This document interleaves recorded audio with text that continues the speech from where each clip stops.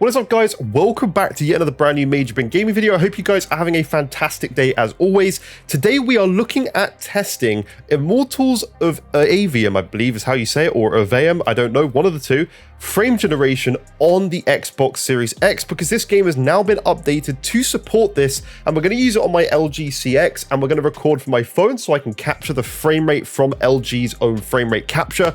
It won't work without frame generation, so it will probably say 120 when it's not, but it's actually, the game very much fluctuates between 40 and 60 normally. But with frame generation, you're going to see that on average, we're pretty much doubling our frame rate in most cases, which is absolutely insane. So let's go over to the TV and just take a look at what this has done. All right, so we're over by the TV now, and because I have an LG TV, we can actually bring up a little frame rate tab. Now, it is not by any means pinpoint accurate. As you can see, it's giving like false readings a lot because of VRR and various things like that. It's saying it's 120 FPS when it's not. That it's actually 60, but we're mainly here for the VRR stuff anyway, because this is what we're all about today. So I'd ignore the frame rate right now, but when we put on VRR and we're actually getting above 60 frames, this is now an accurate frame rate. So this game actually hovers between 40 and 60 FPS normally on the Xbox Series X, which is what we're testing it on today. But now we're using frame generation, which inserts an AI generated frame in between each frame, which does cause some input delay and is normally very bad on mouse and keyboard on PC. But as you can see here on screen, this has seriously increased the frame rate from the 40s to the 40s to 60s to up near 90 FPS, and in some cases over 100. This is a great feature. I've used this on PC before. I have an RTX 4090 with DLSS frame generation, and that is absolutely phenomenal on PC. But this, sorry, it goes away after a while. This is a huge upgrade for the consoles from 60 FPS at max normally to up to 80 to 90, and sometimes over that 100 frames per second mark. It is just brilliant. Absolutely phenomenal upgrade for the consoles. I'm really happy with this, and I'm hoping we're going to start seeing this implemented in more titles, especially some of their own first-party titles, like Spider-Man on PlayStation, for example, could do with a really, really nice FSR 3 frame generation if they can implement that, because it would just boost that frame rate. We could probably get 120, because already on the console, I believe it's around about like 90 in certain cases, so we could probably see a significant upgrade there. So I'm hoping we're going to start seeing this more going forward. But as you can see, frame rate is hugely improved on this with frame generation. I'm just going to move around a little bit. I haven't actually played this game yet, so I'm not sure on the controls. I'm not even sure how you sprint because it's not letting me. But as you can see, really good, really nice upgrade. This game is actually on PlayStation Plus for the month just gone, I believe, or it's in the subscription, but it's definitely on Game Pass as well.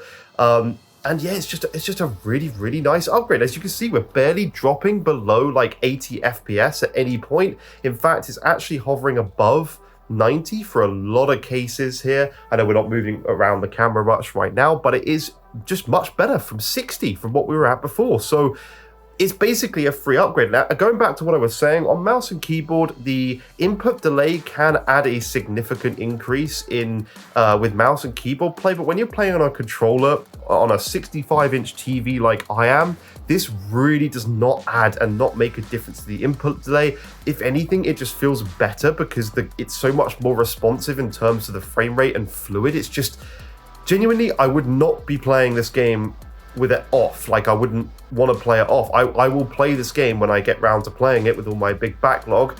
I will play it with frame generation on 100%. Let's put that back up again. The only thing I think they need to change is it looks like some of the UI elements in the game, like the journal in the bottom left and various different bits of text are not updating at the same frame rate as frame generation, so they kind of look a little bit laggy almost sometimes. But the UI elements, you know, they're not really going to bother you. The main thing is the actual game. So as you can see, a lot of cases over 100 frames per second. I'd say probably 60-70% is over 100 frames, and then, well, maybe less than that, maybe like 40% is over 100 FPS. And then the rest is probably over 90 in most cases. Like, as you can see, it's pretty much always above 90. You get the odd drop down to the 80s. But it's very, very good. And I think anybody would agree this is way better than the drops below 60 that we even had before. And again, I hope we see this going forward on more and more games, because it's just something that should be implemented. These consoles can both do it, and they should be using it. The feature set is available to everybody. Why not implement this in your game as an option? Because it just should be there, in my personal opinion. Again, look at the frame rate. This feels so smooth. This is such a nice upgrade. I know I'm going on about it, and people are going to get annoyed because I'm repeating myself, but this is just so nice to have. This technology is essentially doubling frame rate. This is easily a 50% increase. There was quite a few frame drops in this game before that just now are not here because of frame generation. We're essentially doubling frames. There's a big drop there to 70, but I really didn't feel it because I have VRR. Again, this isn't a mode you'd want to use without a VRR display, really. I don't know. I guess if you've got a 60 hertz locked display, you may still want to use it because it's probably just going to keep it from dipping below. But yeah, anyway, I think that's enough for now. My cat's right in front of the TV. Let's just take a look.